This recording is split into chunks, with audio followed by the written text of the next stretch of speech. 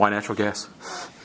Well, I think Chairman Schnitzler hit it on the head. I think natural gas in terms of vehicles is important for the state of Ohio to consider because it's using our own domestic supplies of natural gas, supporting our vital infrastructure that we've got in the state in the automotive sector, and supporting our collective environmental goals too. I think this has been a long-term strategy for the state. We were in this facility at The Ohio State University a year ago, and the governor was here along with a lot of really top executives looking at promoting natural gas use. And one of the very critical takeaways for that was how do we support automotive infrastructure in the state of Ohio, and how do we support, develop, to do it the right way, shale gas development in Ohio. So it's a logical connection for us. So we've been very active. Over the past year, Chairman Schnitzler through the Public Utilities Commission leading the effort, but we have on a lot of different fronts been very active in promoting natural gas vehicle use, and today is just a culmination of getting to a point where we're asking questions about how the state from a policy perspective really then starts to move the objectives ahead to forward our activities. One thing we have done in the last year, and Governor Kasich was very strong in support of this, is join our 13 other states. Governor Fallon, Governor Hickenlooper from Oklahoma and Colorado led the effort to bring states together through a memorandum of agreement process to leverage our buying power for our state fleets.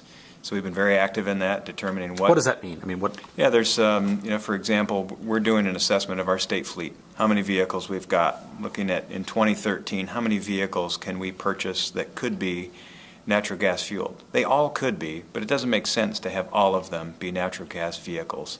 So we're going through the process to determine what vehicles in our fleet we could have be natural gas vehicles to make the most sense. We're then combining that with all of these other states. There's 13 states that have joined together in a memorandum of agreement. There's a bunch of other states, I think total of 25, where we've come together to really then go as a group to the auto manufacturers and say, we potentially can buy a very large number of vehicles. How can you bring those off the production line in a cost-effective way? So it's really leveraging our resources and then giving them a market so that they can make the investments to have these vehicles off the production line ready and available for use. So it's a great partnership. We're talking about state fleet stuff. Are we at a point in Ohio where the regular consumer should go out and buy one of these and drive it to work every day? I think that's an individual value judgment. There's always a few considerations. One is how many miles that you drive. Two, are there vehicles that are available? There's very few vehicles that are available for the individual consumer unless you have and make the investment to convert that vehicle. And I think that many of the panelists that we heard today talked about that vehicle conversion process. It's really a question of are you willing to make that investment, number one. Number two, how far you drive the vehicle. Does it make sense for you to be able to make the investment? And does it make sense for you? You don't want to have a bad experience. So from a vehicle drivability standpoint, does it fit within your driving patterns?